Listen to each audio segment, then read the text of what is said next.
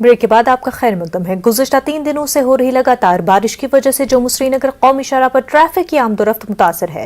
जिला रामबन के कई मकामात पर भारी मिट्टी के तोदे और पत्थरों के गिरने की वजह से ट्रैफिक में खलल पड़ा है, जिसकी वजह से हजारों की तादाद में मुसाफिर और माल बरदार गाड़ियों कौमी शाहराह पर दरमांदा होकर रह गई हैं। मुसाफिरीन खास तौर से सयाहों को काफी मुश्किलात का सामना रहा।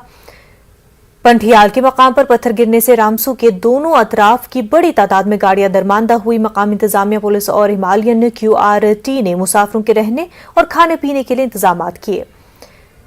पेड़ के मकाम एक जेर तामीर पुल को काफी नुकसान पहुंचा है। बाद दोपहर मौसम में बेहतरी आने के बाद शाहराह पर बहाली का काम शुरू किया गया और दरमांदा गाड़ियों को रामबन और बानिहाल के दरमियान महफूज मकामात की तरफ मुंतकिल किया गया। वहीं अवाम से अपील की गई कि शाहराह की हालात जानने और ट्रैफिक एडवाइजरी मिलने के बाद ही जम्मू श्रीनगर के दरमियान सफर करें।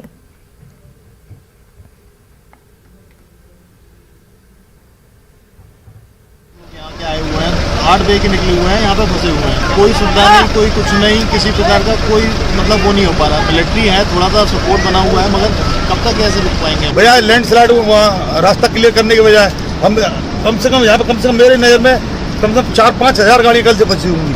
काफ़ी देर से डिमांड करते रहे हैं सरकार के सामने भी, और आज LG प्रशासन से भी हम ये डिमांड कर रहे हैं कि यहाँ पर रामसू के मुकाम पर एक्सीडेंट हॉस्पिटल और फर्स्ट एड का इंतज़ाम होना चाहिए। हमने अपनी QRT टीम को अलर्ट कर दिया है। हमारी QRT टीम एडमिनिस्ट्रेशन के साथ साथ में शाम से ही लगी हुई है लोगों की मदद करने में चुके हैं और हमारी मशीन जो है वो इस वक्त काम कर रही है। तो रोड को क्लियर करने की कोशिश की जा रही है और जो हमारे उस तरफ से गाड़ियाँ हैं उनको वहाँ से जो पैसेंजर व्हीकल्स हैं इस तरफ आने की इजाज़त दी। उधमपुर के समरोली इलाके में बड़े पैमाने पर लैंडस्लाइडिंग ने जम्मू श्रीनगर नेशनल हाईवे को बंद कर दिया है। जमीन का एक बड़ा टुकड़ा पहाड़ी से टूटकर नीचे दरियाए तवी में जा गिरा।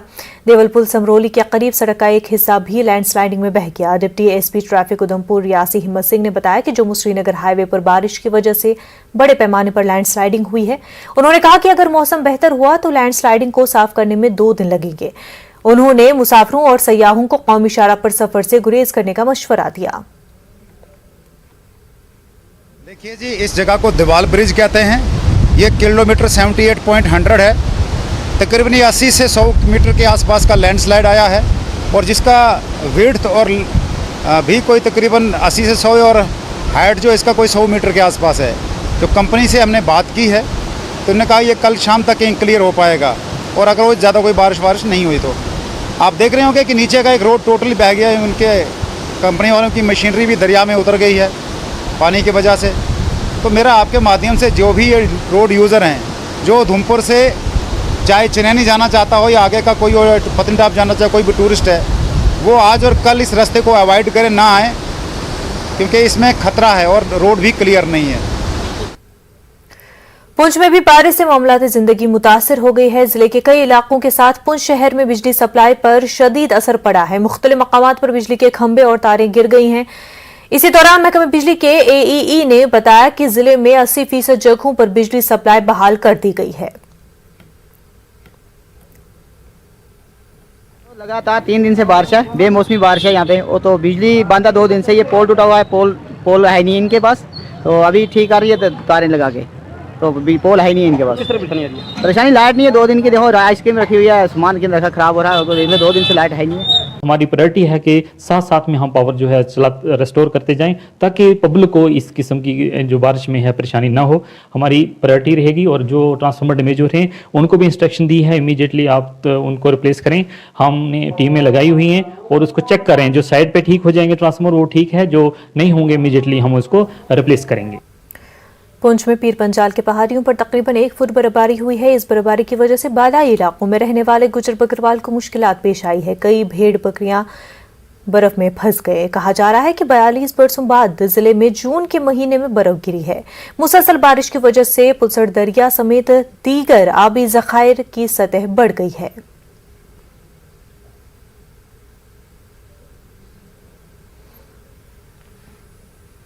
वादी के मुख्तलिफ इलाकों में बारिश और चंद बालाई इलाकों में ताज़ा बर्फबारी हुई है। मुक़द्दस गुफा के नज़दीक दर्जे हरारत में भी नुमाया कमी के बाद अमरनाथ यात्रा ट्रैक के मुख्तलिफ पड़ाव पर औसत से भारी दर्जे की ताज़ा बर्फबारी हुई है। न्यूज़ 18 उर्दू की इन एक्सक्लूसिव तस्वीर में देखा जा सकता है कि मुकद्दस गुफा के साथ साथ पंचतरनी, एमजी टॉप और शेषनाग में ताजा बर्फबारी हुई है। इसकी वजह से न सिर्फ बालाई बल्कि मैदानी इलाकों में भी सर्दी की लहर पैदा हो गई है। यात्रा ट्रैक पर ड्यूटी पर मामूर मुलाजमीन और सिक्योरिटी और पुलिस अमले को बर्फबारी की वजह से परेशानी का सामना रहता है। यात्रा से कबल इस बर्फबारी को यात्रा के लिए खुशाइन तस्वुर किया जा रहा है। इस ताजा बर्फबारी से अमरनाथ गुफा में मुकद्दस बर्फानी शिवलिंगम के दर्शन मजीद बेहतर होने की उम्मीद की जा रही है।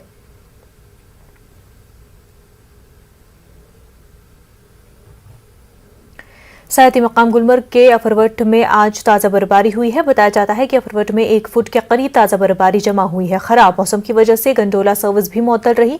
गुलमर्ग के मैदानी इलाकों में बारिशों का सिलसिला जारी रहा। खराब मौसम और गंडोला के बंद होने से सयाह मायूस नजर आए।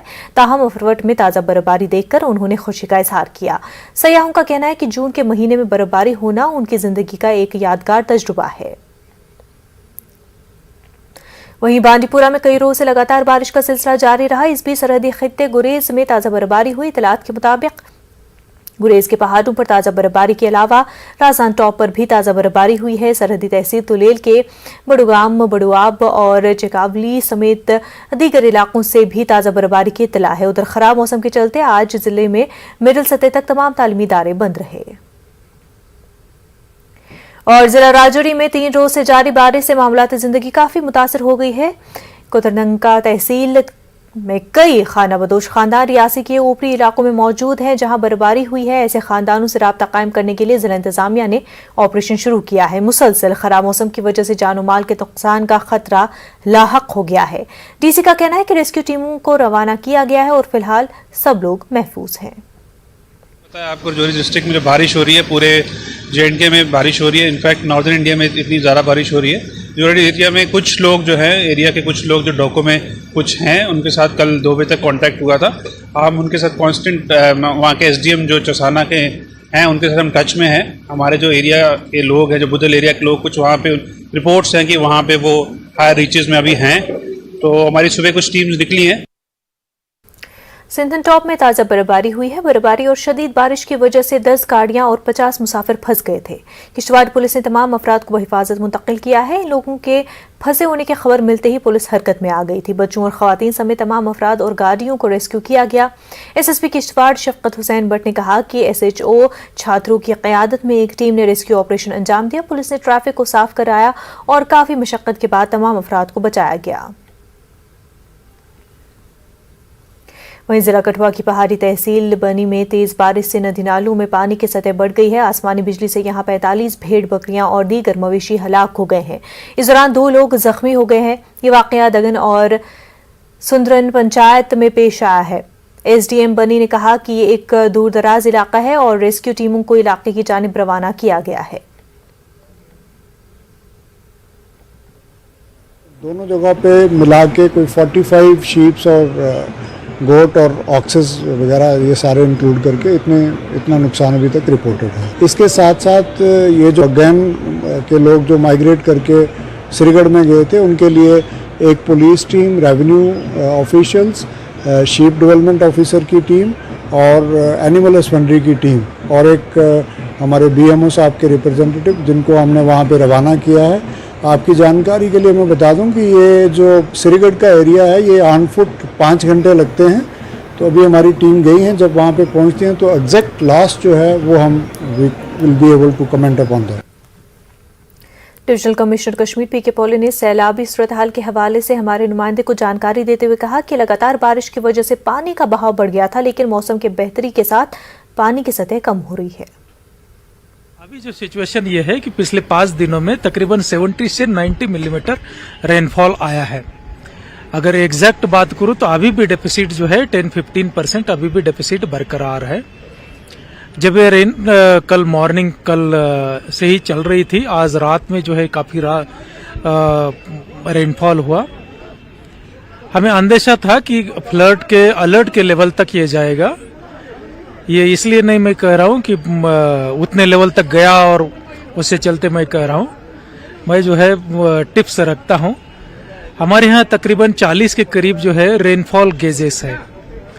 फर्स्ट तो आता है फोरकास्ट, जो अनुमान लगाता है रेनफॉल, जिसमें कि एक्चुअल रेन कितना हुआ है अलग अलग कैचमेंट में बताता है। फिर आता है वाटर लेवल्स। वाटर लेवल सिर्फ रिवर झेलम में ही नहीं है, इवन जो हमारी जो ट्रिब्यूटरीज है उनमें भी वाटर लेवल्स के हमारे लेवल्स लगाए हुए हैं। तकरीबन 15 से 20 जगह पर वाटर लेवल्स आते हैं, कहीं ऑटोमेटिक है, कहीं मैनुअली जो बताए जाते हैं। इस तरीके से जो है हम उस पर नजर रख करके रखे हुए थे। अनुमान था कि संगम में जो है फ्लड डिक्लेरेशन के जस्ट शॉर्ट पड़ेगा और यहाँ जो है राम मुंशी मार्ग में भी अलर्ट लेवल जो है टच करेगा, क्योंकि 14.5 फीट जाने के बाद हमारा फ्लड स्पिल चैनल जो है वो एक्टिवेट होता है, और जैसे चलते कि उससे जो बढ़ोतरी है 16 पर हमारी फ्लड अलर्ट लेवल पर है राम मुंशी बाग की, वो नॉर्मली टच नहीं होती है। 15.5 तक गई थी, उसके बाद अब वो स्टेबल हो गई है और कम होने लगी है, रिसीड होने वाली लगी है। आने वाले दिनों का जो फोरकास्ट ये है कि आने वाले ऑलमोस्ट पूरा हफ्ता कोई मेजर रेनफॉल की चांसेस नहीं है। कौमी तहकीकाती एजेंसी NIA ने जिला गांधरबल के 2 इलाकों में छापे मारे। कागुंड और बदरकुंड में छापे मारे गए हैं। आज सुबह एक दारुल उलूम के इमाम मोहम्मद सादिक शेख के घर वाक़े गागुंड पर छापा मारा गया। बदरकुंड के आदिल अहमद परे नामी लश्कर के मिलिटेंट के घर पर भी छापा मारा गया। आदिल हाल ही में श्रीनगर के मज़ाफ़ात में हुए एक एनकाउंटर में हलाक हुआ था। पुलिस के मुताबिक आदिल पुलिस की SOG से वाबस्ता सैफुल्लाह कादरी की हलाकत में मुलव्वस था। हमले में सैफुल्लाह की बेटी भी जख्मी हो गई थी। वो संगम में भी एक पुलिस जवान की हलाकत में मुलव्वस बताया जा रहा है।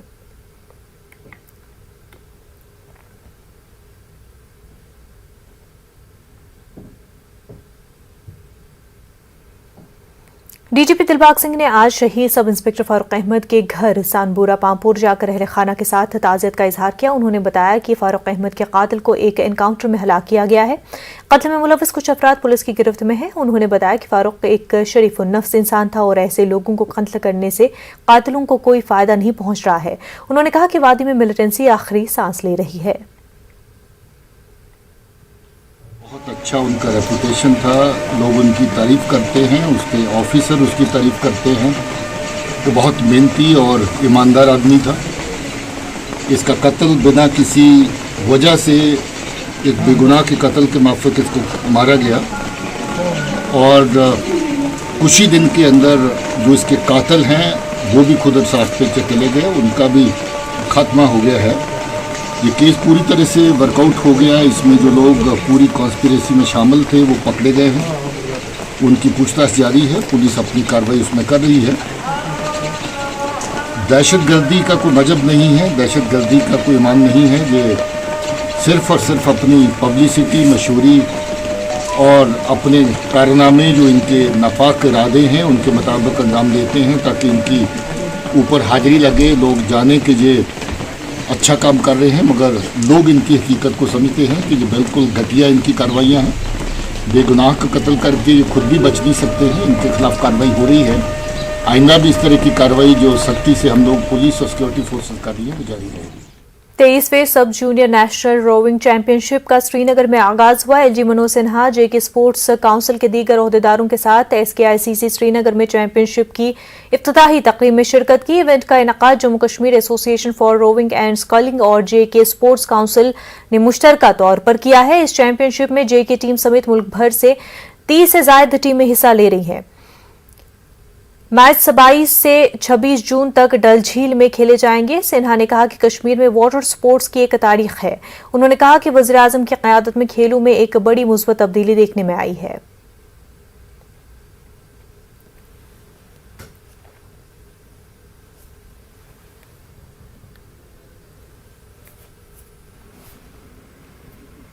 एक बात अवश्य ध्यान में रखिएगा कि भविष्य में आप सभी को राष्ट्र को गौरवान्वित करना है तथा विश्व स्तर पर एक मुकाम भी हासिल करना है। समय आ गया है कि हम दुनिया के खेल के मैदानों में अपने टैलेंट, अपने दमखम को साबित करें। इस साल जम्मू कश्मीर में 1 दर्जन से ज्यादा राष्ट्रीय स्तर की प्रतियोगिता का आयोजन हो रहा है।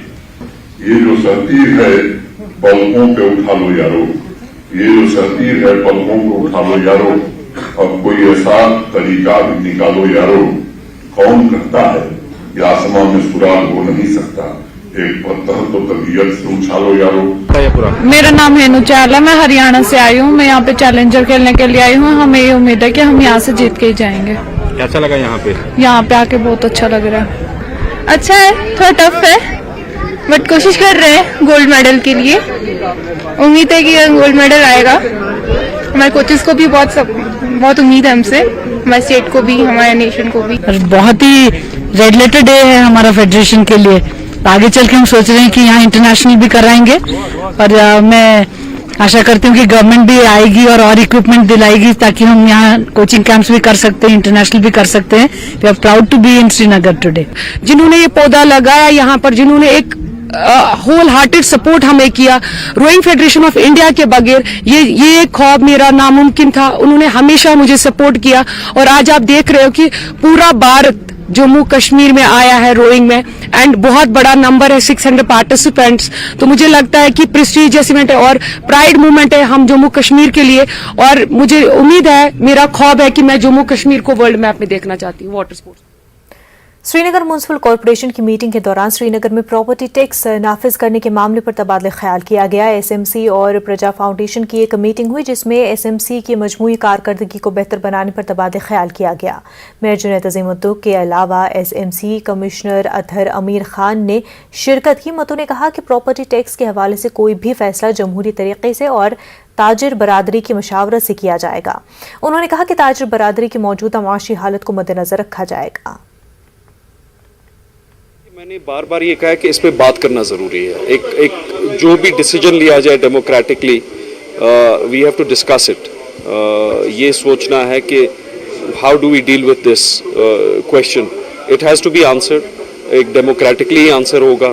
The council will have to take a call on it, but it is something that will have to be discussed और इंशाल्लाह ताला that will be discussed democratically in the Srinagar Municipal Corporation. कि वो एक मॉडल है, hint नहीं है, वो एक मॉडल है। Every model has to be discussed. वो एक मॉडल है कि progressively, incrementally इसको लगाया जाए। उसमें फिर there are valid apprehensions that इक्तिसादी हालात क्या हैं, what are the financial realities, economic challenges in the city. So everything, we are going to do a very broad-based consultation with stakeholders in the business community. Also the elected representatives, एक administrative broad-based consensus उसमें करेंगे. But I want to assure everybody as the mayor of Srinagar Municipal Corporation that we will discuss it democratically. इसमें हर एक चीज़ का जायज़ा हम लेंगे and no decision will be taken which will be against the interests of the people.